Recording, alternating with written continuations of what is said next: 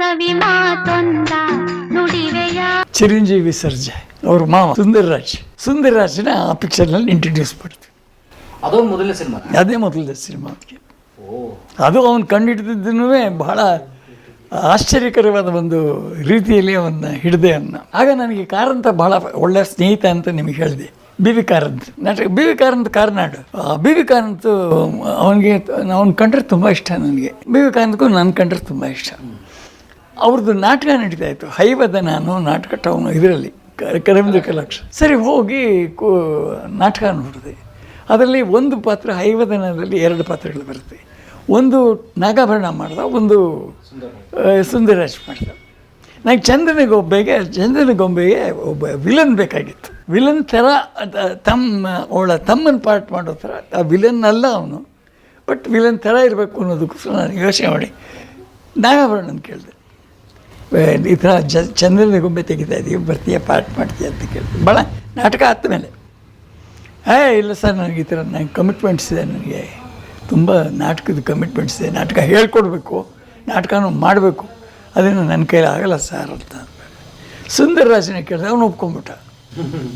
So ಒಪ್ಕೊಂಡ್ಮೇಲೆ ಸುಂದರರಾಜನ ಕರ್ಕೊಂಡು ಹೋಗಿ ಆ ಪಾತ್ರ ಮಾಡಿ, ತುಂಬ ಒಳ್ಳೆ ಪಾತ್ರ. ಅದು ತಂಗಿಗಿಂತ ಜಾಸ್ತಿ ಪ್ರೀತಿತ, ಒಡಹುಟ್ಟದಲ್ಲಿರೋ ಪಕ್ಕದ ಮನೆಯವರಾದ್ರೂ ತಂಗಿಗಿಂತ ಹೆಚ್ಚಾಗಿ ಪ್ರೀತಿಸ್ತಾನೆ ಆಕೆನ. ಚಂದನಗೊಂಬೆ ತೆಗೆಯುವಾಗ ರಜನಿಕಾಂತ್ನ ಹೀರೋ ಅದರಲ್ಲಿ ವಿಲನ್ ಮಾಡಬೇಕು ಅಂತ ಹೇಳಿ ಅವ್ರಿಗೆ ಪುಸ್ತಕ ಕೊಟ್ಟು, ಚಂದನಗೊಂಬೆ ಪುಸ್ತಕ ಕೊಟ್ಟು, ಅವರು ಅಲ್ಲಿ ನಮ್ಮ ರಾಯಪೇಟೆ ಪೊಲೀಸ್ ಸ್ಟೇಷನ್ ಇದೆ, ಅದ್ರ ಹಿಂದ್ಗಡೆ ಒಂದು ಚಿಕ್ಕ ಮನೆ ಇತ್ತು, ವಿಠಲ್ ಅನ್ನೋರ ಮನೆ.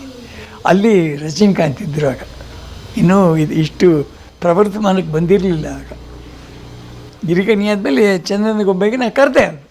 ನಾನು ಸಿನ್ಸಿಯರ್ ಎಫರ್ಟ್, ಯಾಕೆಂದರೆ ರಜನಿಕಾಂತ್ ಹಾಕೊಂಡು ಪಿಕ್ಚರ್ ಮಾಡಬೇಕು ಅನ್ನೋದು ನನ್ನ ಆಸೆ ಇತ್ತು. ಅದು ಚಂದನಗೊಂಬೆ ಪುಸ್ತಕ ಕೊಟ್ಟೆ.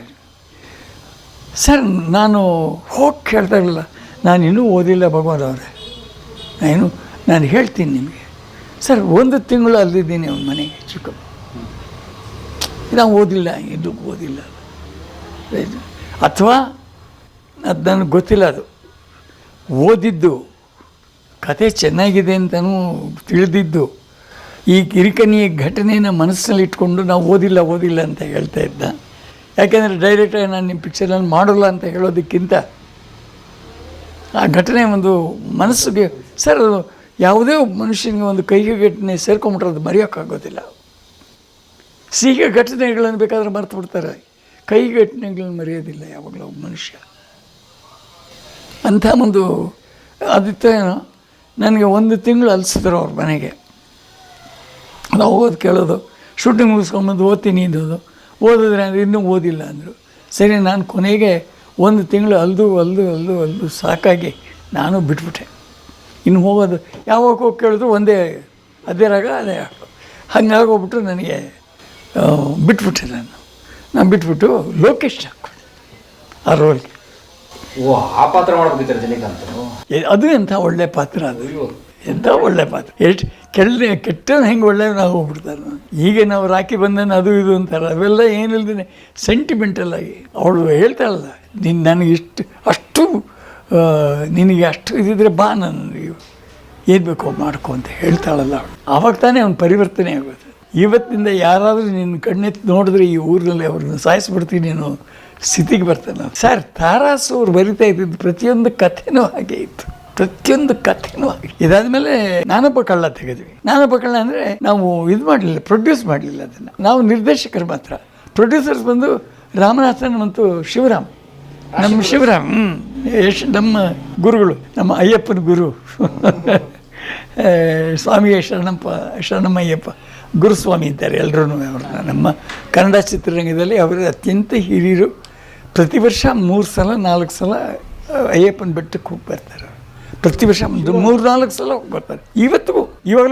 ಇವಾಗ ನೋಡಿದ್ರೆ ಮನೆಯಲ್ಲಿ ಕಾವಿ ಬಟ್ಟೆ ಹಾಕ್ಕೊಂಡಿರ್ತಾರೆ, ಅಲ್ಲಿ ದೇವಸ್ಥಾನ ಓಪನ್ ಆದರೆ ಇಲ್ಲಿ ಕಾವಿ ಬಟ್ಟೆ ಹಾಕ್ಕೋತಾರೆ. ಅಂಥ ಪರಮ ಭಕ್ತ ರಾಜ್ಕುಮಾರ್ ಹೇಗೆ ರಾಘವೇಂದ್ರ ಸ್ವಾಮಿಗಳ ಭಕ್ತರೋ ಹಾಗೆ ನಮ್ಮ ಶಿವರಾಮ್ ಅವರು ಅಯ್ಯಪ್ಪನ ಅತ್ಯಂತ ಪ್ರಿಯ ಭಕ್ತ. ನಾವು 35 ದಿವಸದ ಮೇಲೆ ನಾವು ಶೂಟಿಂಗೇ ಮಾಡಿಲ್ಲ ಯಾವ ಪಿಕ್ಚರ್ನೂ. ಸಾಂಗು ಫೈಟ್ ಎಲ್ಲ ಸೇರಿ ಎಲ್ಲ ಹಂಗಿರ್ತಾ ಇತ್ತು ನಮ್ಮ ಕೆಲಸ. ಔಟ್ಡೋರಲ್ಲಿ ಇಟ್ಕೊಂಡ್ರೆ ಟಕ್ಕ ಟಕ್ಕ ಟಕ್ಕ ಟಕ್ಕ ಪ್ರಿಪರೇಷನ್ ಆಗಿರ್ತಾಯಿತ್ತು, ಹೋಮ್ವರ್ಕ್ ಆಗಿರ್ತಾಯಿತ್ತು. ನಮ್ಮ ಜೊತೆಲಿ ಕೆಲಸ ಮಾಡೋರು ಹತ್ರ ಕೆಲಸ ಮಾಡೋರು, ಟೀಮ್ ವರ್ಕು ತುಂಬ ಚೆನ್ನಾಗಿರ್ತಾಯಿತ್ತು. ಪ್ರೊಡಕ್ಷನ್ ಮ್ಯಾನೇಜರಿಂದ ಹಿಡಿದು ರಾಮಣ್ಣ ಅಂತ ವಂಡರ್ಫುಲ್ ಮ್ಯಾನೇಜರ್, ಈಗಲೂ ಇದ್ದಾನೆ. ರಾಮಣ್ಣನೇ ಪ್ರೊಡಕ್ಷನ್ ಇಷ್ಟೆಲ್ಲ ಪಿಕ್ಚರ್ಗೂ ಹೋದೆ. ಭಗವಾನ್ ಅವ್ರ ಪಿಕ್ಚರ್ ಅಂತಂದರೆ ರಾಮಣ್ಣ ಇರಬೇಕು. ಒಂದು ಕಾಲದಲ್ಲಿ ನಾನು ಭಾಗ್ಯೋದಯ ತೆಗೆದಾಗ ಇವನು ಪ್ರಕಾಶ್ ಸ್ಟುಡಿಯೋನಲ್ಲಿ ಫ್ಲೋರ್ ಮ್ಯಾನೇಜರ್.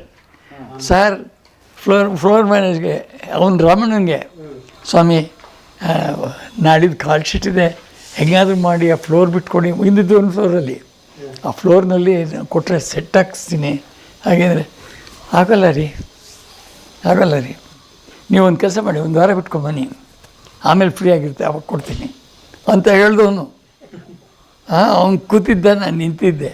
ಅಫ್ಕೋರ್ಸ್ ಖುಷಿ ಇತ್ತು ಕೊಟ್ಟು. ಆಮೇಲೆ ನಾನು ನಿಂತ್ಕೊಂಡು ನಮಸ್ಕಾರ ಮಾಡಿ ಕೇಳಿದ್ದೆ.